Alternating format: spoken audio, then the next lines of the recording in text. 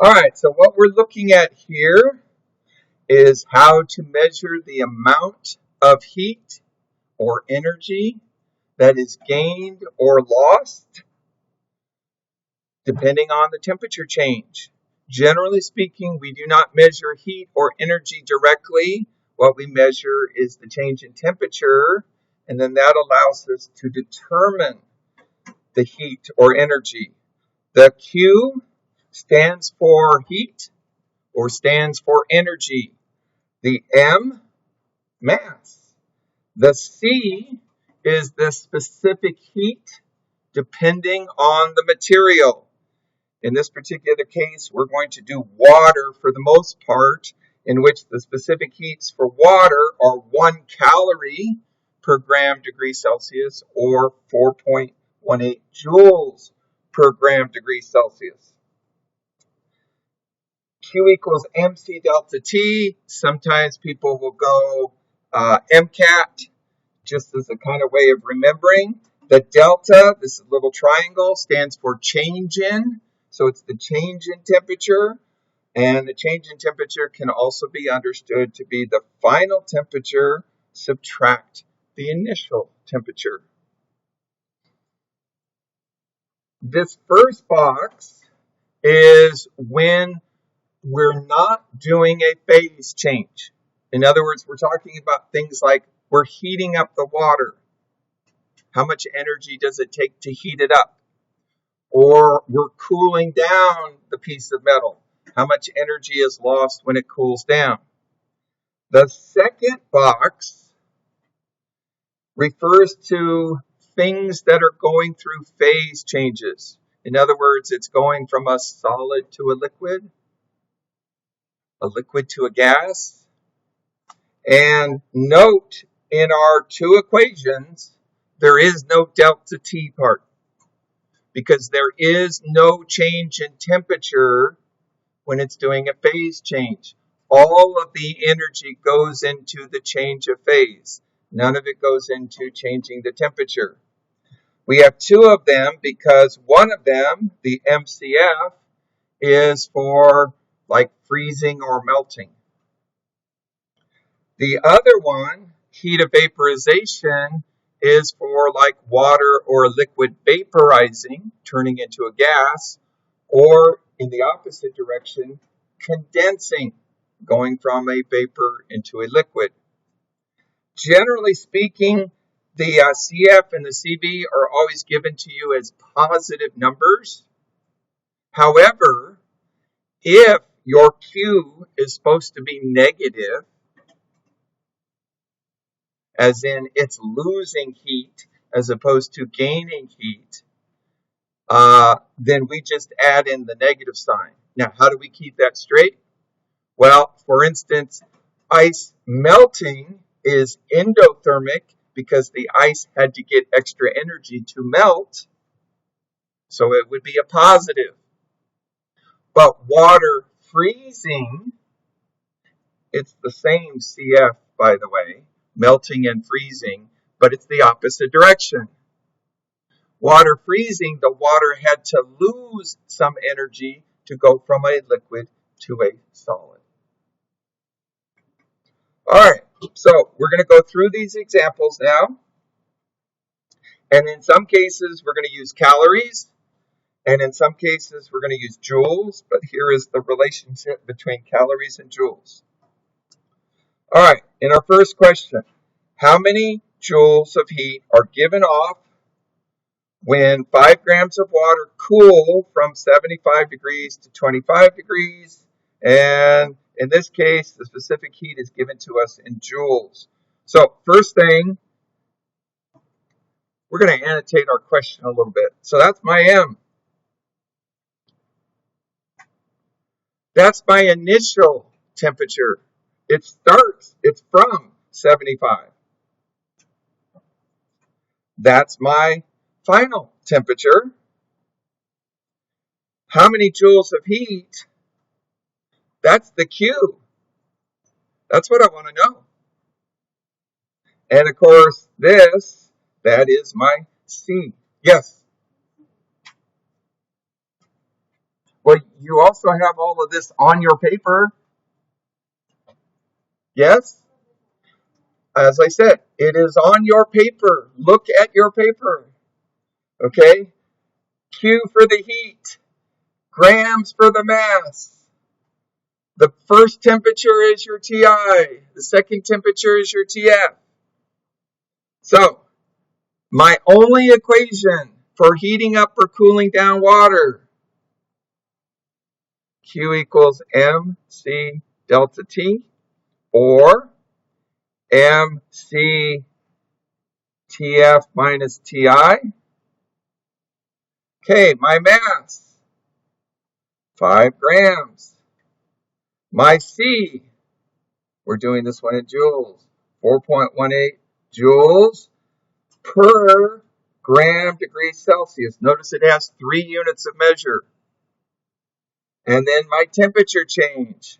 Okay, the final goes first, not the bigger one, the final one. And so now I have all my numbers plugged in. So 5 times the 4.18 times, well, this is 25 minus 75, which is negative 50. And so I'm going to end up with negative 1,045 joules. That's it. I've done the first problem.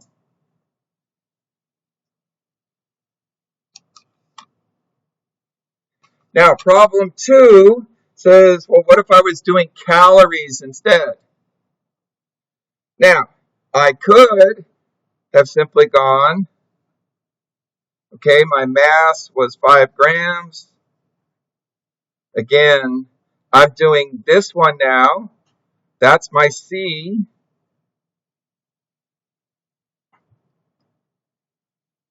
And then I have the same temperature change.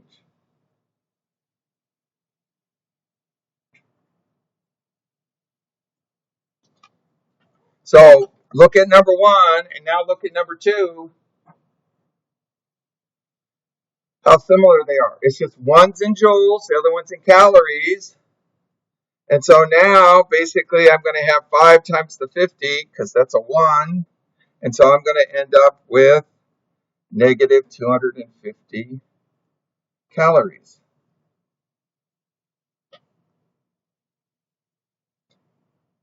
However, since I've already done problem 1, I could have simply done a conversion.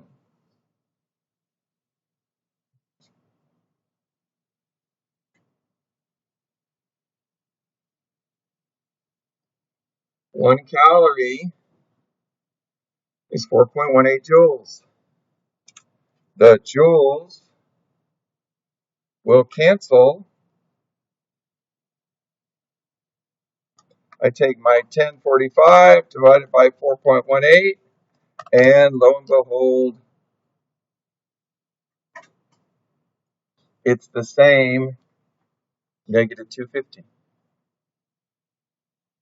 Now, I could only do that because I've already done problem 1 in joules. So sometimes the problems will be in joules. Sometimes the problems will be in calories. It doesn't really change the problem. You just have to pay attention to which is it that it's being done. All right, problem 3.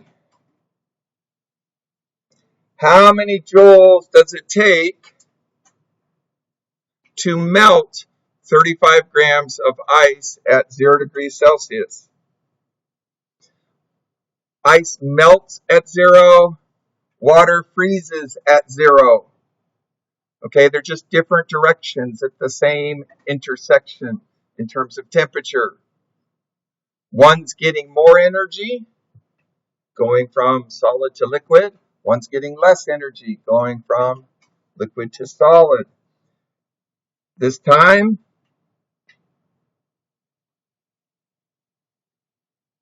there's my equation. Note, there's no delta T because it's a phase change. I am melting. And you might say, well, there's a 0 here, but notice there's not two temperatures. There's not a temperature change. Okay, and you might want to put yourself a little note. No temperature change.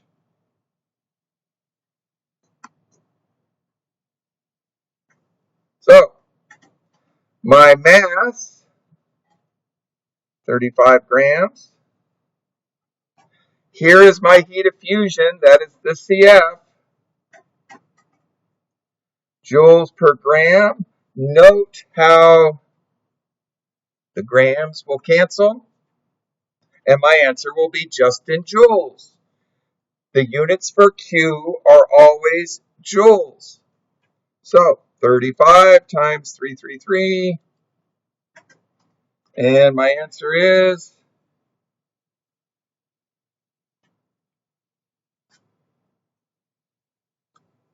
11,655 joules.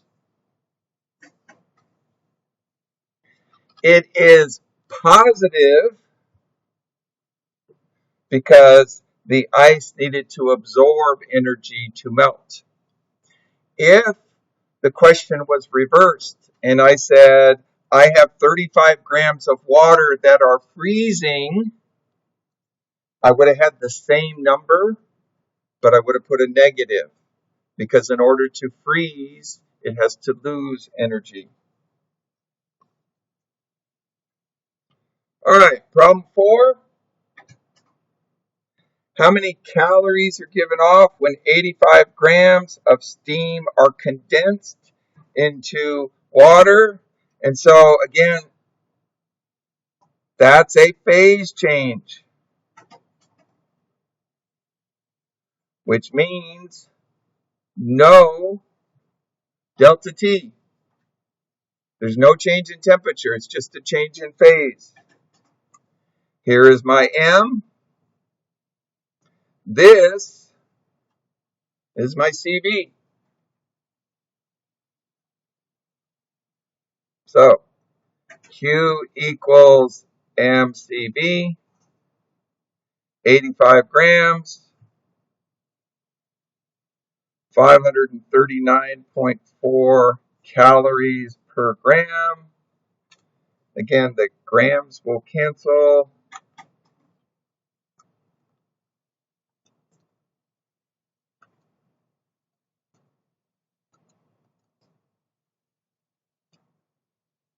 This one's going to come out 45,000.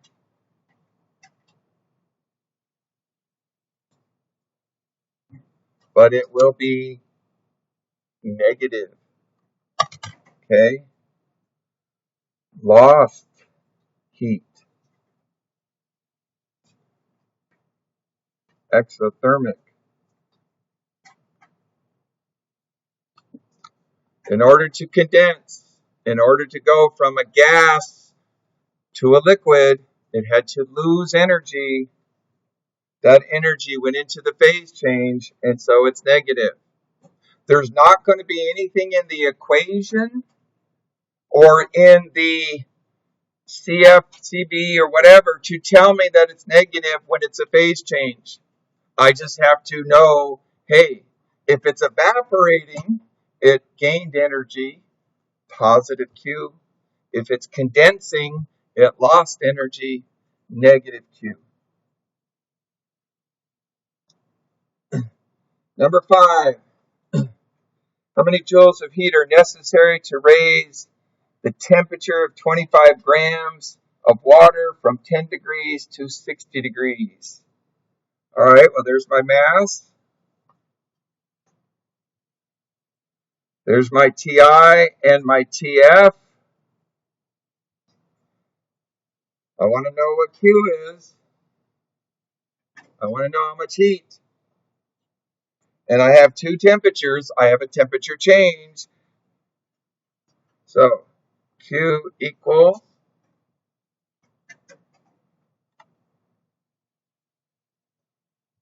MC delta T. So 25 grams. Now, it did not give me the C in this problem, but if I look up above, I can see in problem 1, the C for water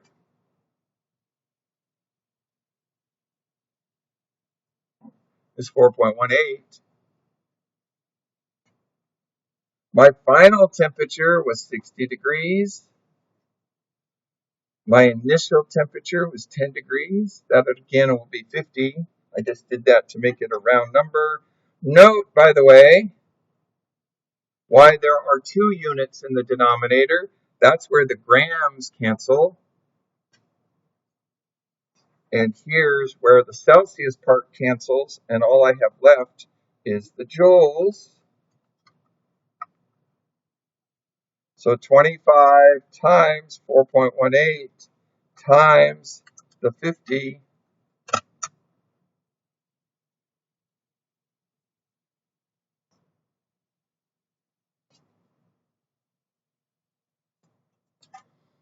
5225 joules.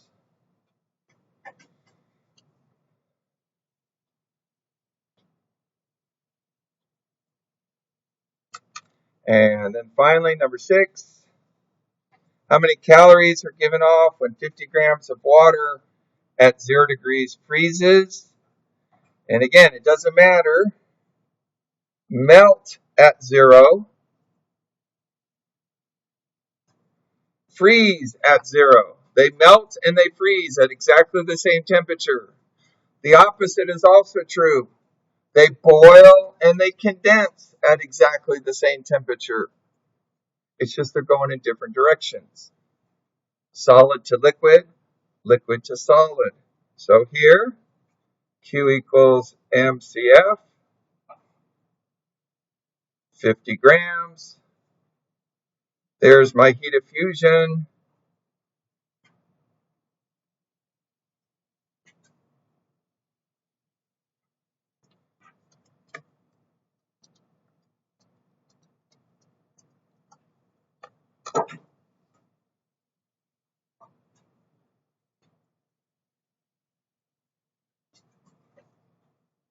$39.86 calories, but again, freezes, lost heat.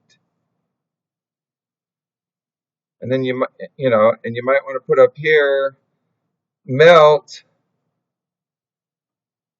gains heat, so that you can see that those are opposites.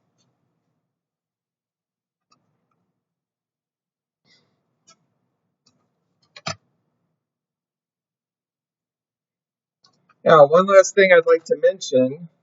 I didn't do an extra example on the sheet, but let's suppose for a moment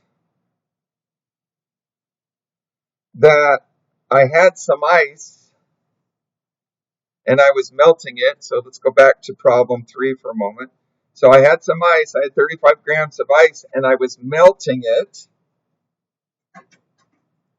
And in addition to melting it, I was going to also heat up the water, say 10 degrees. Then I would do just what I did here for the first part, the 35 times the 333.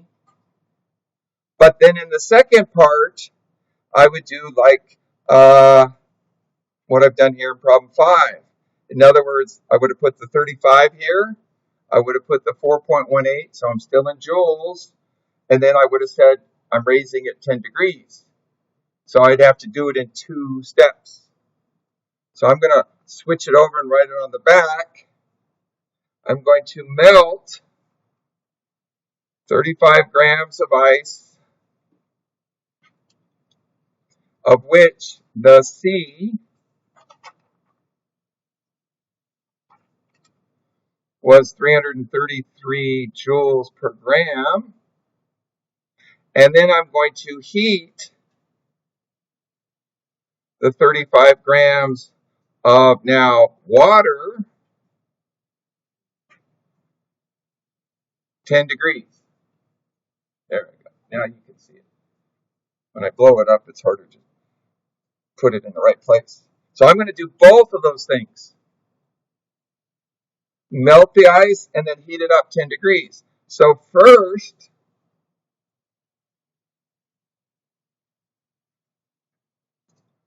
I'm going to have 35 grams times the 333, just like in problem 3. None of that's going to change. So this was my 11,655 joules. Then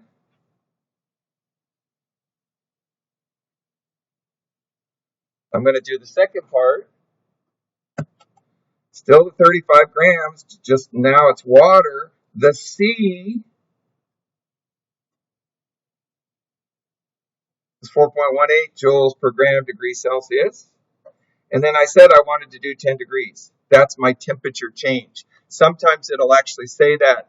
Instead of a TI and a TF, it'll just say it changed this much. So that will be 1,463 joules. Please note, both are positive. To melt, it had to gain heat. To heat up the water, it had to gain heat. But the total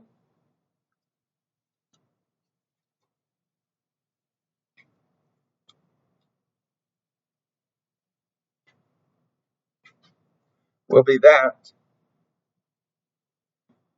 To melt and heat. Does that make sense? Any questions on that?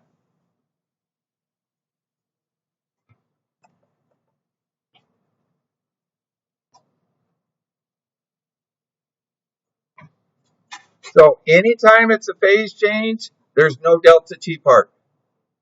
Anytime you're talking about heating it up or cooling it down without the phase change, there'll be a delta T part. Also note how much more energy the phase change requires than just heating or cooling the water itself. 333 joules to melt the ice. I mean, it's solid water, but it's still water. But it took a lot more. And if we go back, note, how much it is when we're talking about vaporization. Again, it's a lot more, 539 calories to vaporize water, 1 calorie to heat water per gram degree Celsius. So that is it for the notes. Any questions?